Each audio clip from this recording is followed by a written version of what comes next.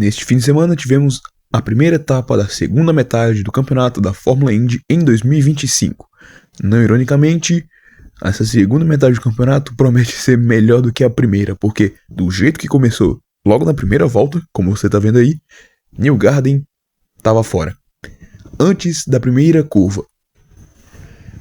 Eu não vou falar muito sobre isso, vocês sabem a minha opinião sobre o Newgarden e sobre a Penske, afinal, eu sou o torcedor Penske, mas para esta corrida eu trouxe outra pessoa, uma pessoa mais importante do que eu, para falar sobre o assunto da Fórmula Indy. Senhoras e senhores, com vocês, apreciador de Indy Carros. Olá a todos, aqui quem fala é o apreciador de Indy Carros. A convite eu vou dar algumas das minhas opiniões sobre o GP de Mid-Ohio. Vou seguir um pouco aqui a tabela de classificação final da corrida e dando as falas, assim por dizer. Primeiramente o pódio. Chip Ganassi, trabalho excepcional. Estratégias tanto do Palou quanto do Dixon foram boas. Só que o Palou comprovou uma coisa: ele é humano, e humanos erram. Acontece até com os melhores. Dixon economizando combustível fazendo 20 km por litro no Opala. O Lundgaard fez uma corrida firme até. Ele largou em segundo, chegou em terceiro. É o que deu para fazer. Atrás dele chegou o Herta, um cara que eu nem esperava que chegasse naquela posição. Eu pensei que ele ia cair mais ao decorrer da corrida, mas acabou sendo o quarto mesmo. Pato fez uma boa corrida de recuperação. Asmer Schenck, que eu afirmo para vocês que é a terceira melhor equipe do grid atualmente. Conseguiu colocar os dois carros no top 10 em mais uma corrida, sexto e sétimo. A Andretti, liderada por Kirkwood, também está, sempre dizer, uma certa zona, porque o Kirkwood está mandando na casa. O Herta está tentando se sobrepor novamente, tentando conquistar o lugar dele novamente. E o Ericsson, ficou em Indianápolis, né? Lá em maio, desde maio que ele não corre. Enfim. VK carregando o Dale Coyne em nono lugar, diferente do seu companheiro de equipe, Jacob Abel, mas também eu não o culpo. Tanto o Abel quanto o Foster chegaram na GNX ano passado, e se adaptar de um carro que é praticamente um F3 para um Fórmula 1 em uma temporada é pedir muito pro cara. É que nem tu vê o Simpson. Ano passado o Guri não corria nada, esse ano já tá entregando resultado. Então é tudo questão de tempo. Um destacamento especial pro Wilot, que chegou em 13º, tanto que a Prema é a única equipe que eu não vi em nenhum momento aparecendo transmissão, só lá na largada. Deu, acabou. Parece que eles não fizeram o donativo para aparecer na transmissão. Incrível. Daí que a gente tem a primeira Real em 14º, que é o Foster. Ele parece que é o único piloto da Real que tá querendo correr sério, além do próprio Real, porque tá complicada a situação.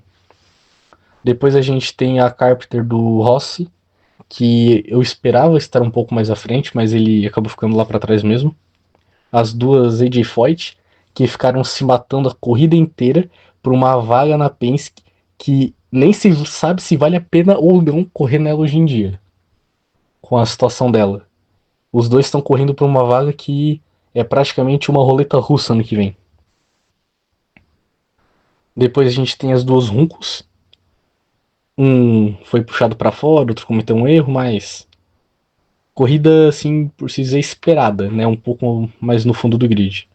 De Francisco, comentários fora à parte. Schwartzman, o Abel, né, como eu falei antes. E agora onde eu queria chegar. De todos os pilotos, só tiveram dois que tomaram volta. Graham Rahal e Scott McLaughlin. Incrivelmente, a Penske, que dominou quase que o ano passado, simplesmente dominou as últimas 500 milhas dos últimos anos, arredondando por dizer, fabricando monstros. Uma decaída incrível, nunca vista antes na Fórmula Indy. E atrás dos retardatários, o Rasmussen, que acabou rodando, abandonou, mas voltou para a pista só para pegar os 5 pontos. E em últimos lugares, penúltimo lugar, Will Power, porque o carro começou a pegar fogo. E o Newgarden, que teve a proeza de abandonar a corrida 2 vezes. Se pegar a tabela de pilotos, a classificação pós-GP, o Dixon, Pato e Kirkwood estão a 3 corridas atrás do Palou. Ou seja, ele tem 100 pontos e uns quebrado para vantagem para o Kirk e até 150 para o Dixon e Pato. Ou seja, o Tetra talvez esteja garantido. Nenhuma consideração final. Chevrolet tá uma porcaria. Obrigado pela participação aqui no Acelera GP, apreciador de Indy Carros. Bem, como ele falou, ele deu uma visão bem geral sobre o campeonato, sobre a corrida de Mid-Ohio. E bem, o Palou ele errou nessas últimas 5 voltas. Ele errou sozinho, né? A gente sabe que o Palou ele não comete erros. O Alex Palou ele realmente não comete um erro nenhum, mas ele cometeu um erro. E isso só prova que, assim como a gente, assim como qualquer outro piloto, o Alex Palou também é humano, como o próprio apreciador falou, né? Bem, cara, eu acho que um erro simples desse não vai afetar tanto o Palou nessa reta final, né? Nessa reta final de campeonato, até porque, faltam o quê? 7 corridas pra acabar o campeonato. Então, não vai acabar com o campeonato dele. Até porque ele tem mais de 100 pontos de vantagem. Então, o Alex Palou já é tetracampeão.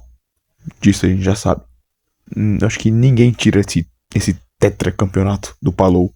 Então, assim, muito difícil acontecer um milagre, só uma morte. Assim, desculpa o palavreado, mas só uma morte tiraria o título do Palou, sabe?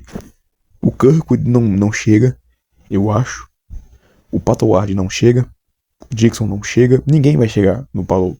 O Palou já é tetracampeão, então é isso, amigos. Nesse próximo fim de semana temos as corridas de Iowa no sábado e no domingo. No caso, daqui a 2 dias já tem corrida em Iowa. Nossa, eu demorei muito pra postar esse vídeo. Up next, it's the Sync 275, Saturday, July 12th at 5 p.m. Eastern on Fox.